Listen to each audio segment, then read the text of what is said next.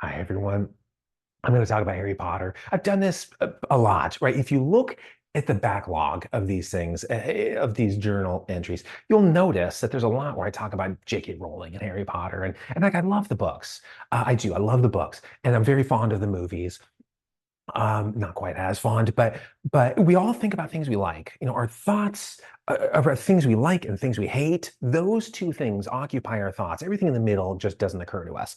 And I'm very fond of Harry Potter, but that's not the reason I talk about it. The reason I talk about it is it's so fascinating as a like a philosophical academic subject. And if the Rowling anti-Potter faction and the pro-Potter faction, if they would just put aside their warring, right, and communicate dispassionately, it's like secularly, calmly.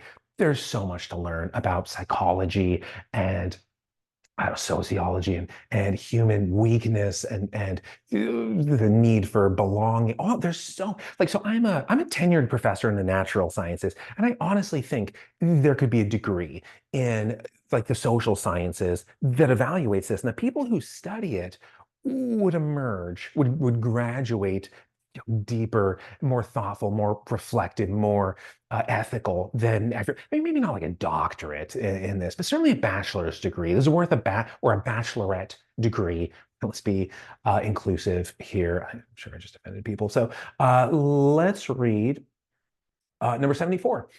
Saturday, April 13th, 2024, Insiders, Outsiders, and the Rolling Invasion.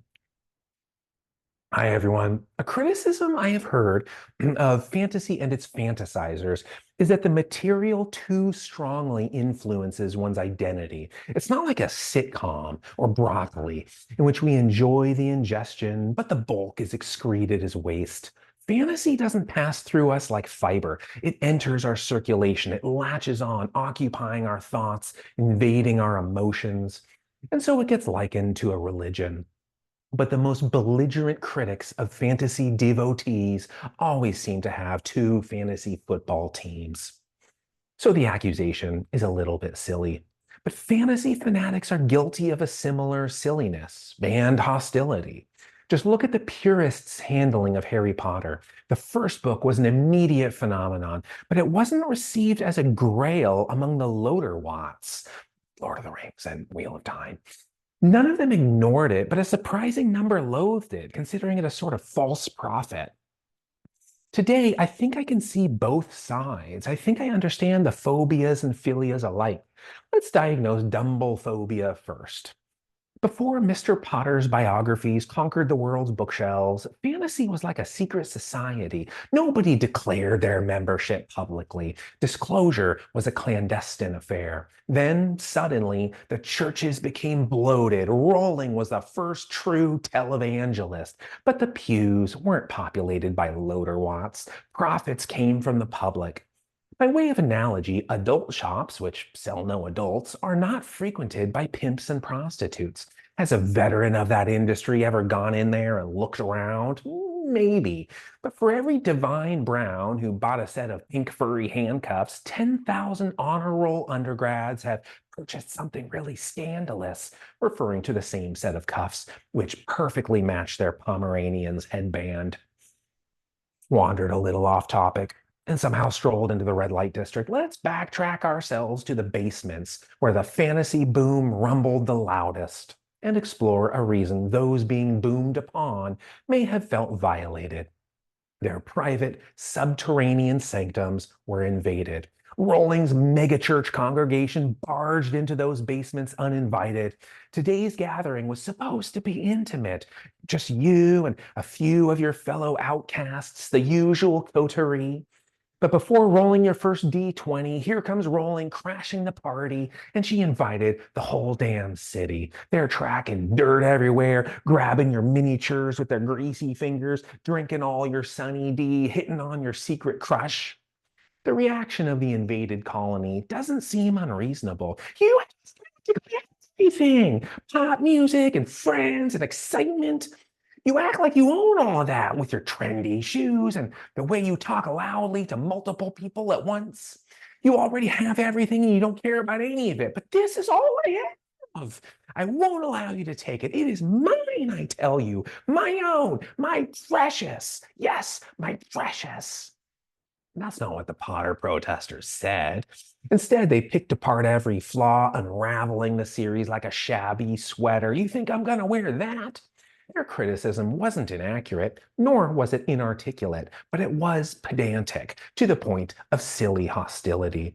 Historically, fantasy was a religion that didn't proselytize. The passion was intense, but the practice was private, until Rowling, whose first book sparked the advent of ecclesiastical separatism in the culture.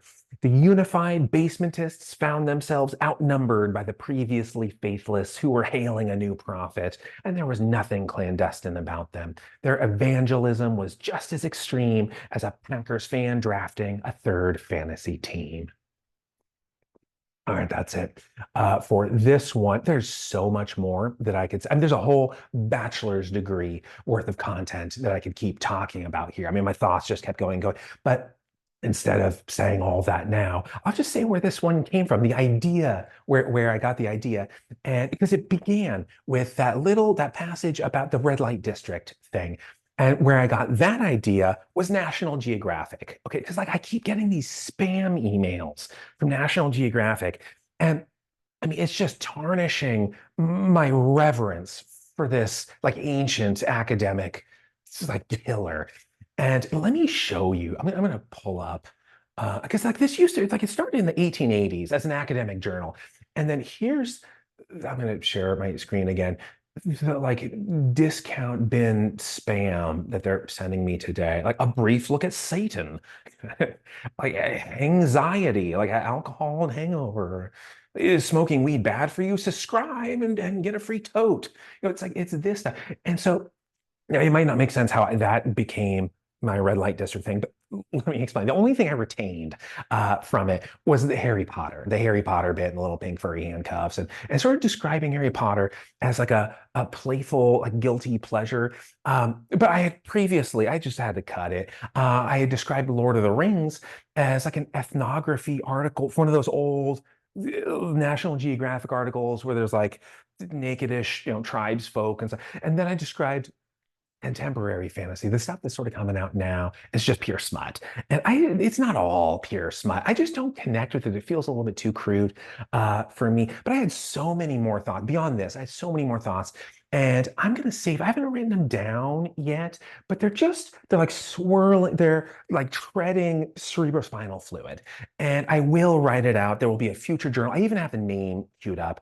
It's Insiders, Outsiders, and Portcullis Guards. So that one's going to come kind of soon. I don't know. I'll get to it. The thoughts aren't going to go away. I'll write it. But between now and when I write it, I hope your community and the people you associate with have the same sort of emotional, like pre-Potter fantasy groups. That is so emotionally close, and I hope you have that, and I hope you have none of the it's like hostility of this like separatists. Like none of that, and it's just a cozy environment that you get to keep. And I'll see you next time. And maybe next time will be that one, but in the future, I will see you in that journal too.